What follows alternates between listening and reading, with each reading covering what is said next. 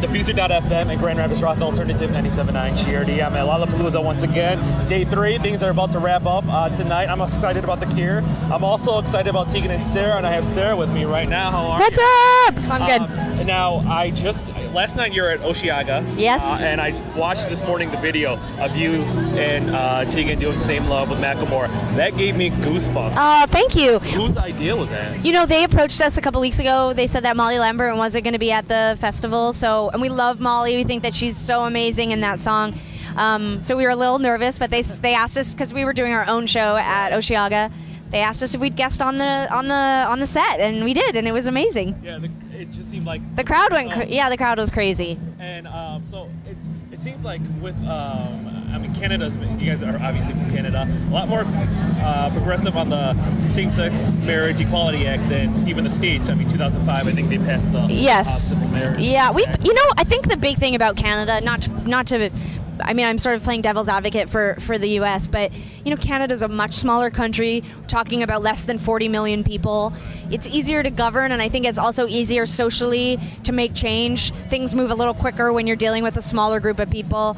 10 years, it's really changed the culture. There's an acceptance, not just a tolerance, and I think that's remarkable, and it's what gives Tegan and I the confidence to, spread the gospel stateside. We know that this is important. It's a human rights issue, not a gay rights issue. Right. And to see the states slowly falling, DOMA, Prop 8, these are big steps forward.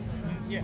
Do you still see inequality, no matter what it is, within the music industry? I think that there are institutionalized discrimination and sexism and homophobia. Racism. The reality is that human beings are not perfect, and we all have our issues. And I try to remember that. I try to sort of have compassion for some of the old ideas or and I think that but we are experiencing change. We've been doing this for 14 years, and I'll tell you, it's an entirely different landscape than it was when we first started out. Yeah, so you're still really young, and you're on your 7th album already with Heartthrob, and my jam is Drove Me Wild. Oh, cool.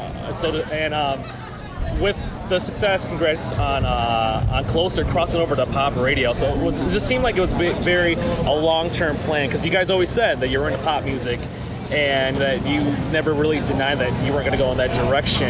Is that pretty much how this was a broad goal? I think that we knew going in, like we always do with our records, sort of generally how the record was going to sound and what we were sort of going to end up with. And, alternative radio and rock radio has sort of always been our place. And I think that with this new album, we recognized that there was there was a moment we were sort of starting to feel like we could get into the top 40 or pop world, and it wouldn't seem totally out of the question.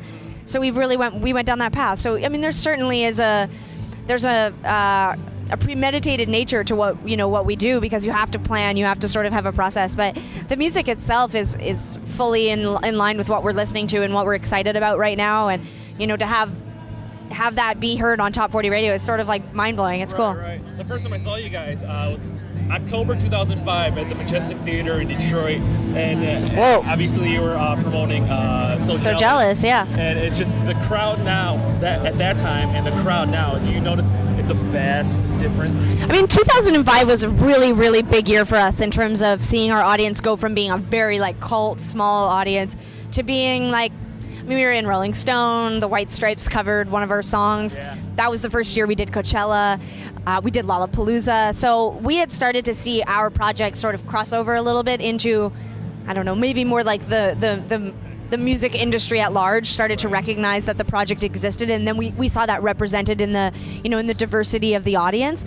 Certainly when we started, there was more girls, we had more of a gay audience, and now I feel like a lot more groups of people are being represented, so that's cool. We're excited. Now you and Tegan are turning 33 next month, I believe. Yes, we are.